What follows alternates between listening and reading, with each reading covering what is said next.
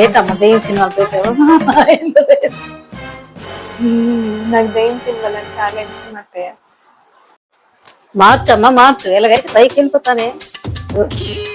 హే మావద అత్తయ్య, మాకు సీన్ వస్తుంది చూడండి.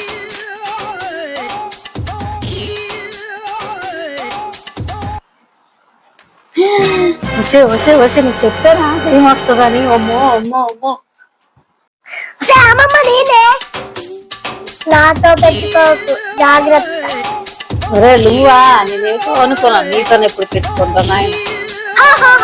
నీకు ఎలా కాదు, ఒక పని చెప్పాలా. అను నీ గ్లాస్ నీళ్ళు తీసుకురాలి. మా అత్తయ్య గారికి ఏం పని ఉండదు, ఎప్పుడు సినిమా చూసినట్టే పని చెప్పుకుంటారు.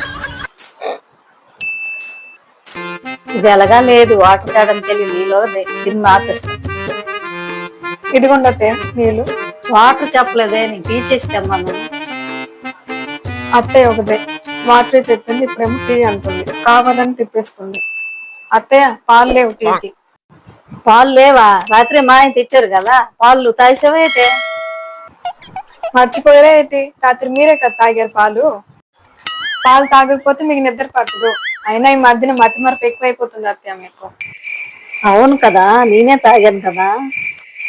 సరే గాని పాలు మాట పక్కన పెట్టండి, టీవీ ఎవరు ఆపారు? నేను ఆపలే కరెంట్ వెళ్ళిపోయింది. కరెంట్ ఉంది కదా. అప్పుడు పోయింది, ఇప్పుడు వచ్చింది.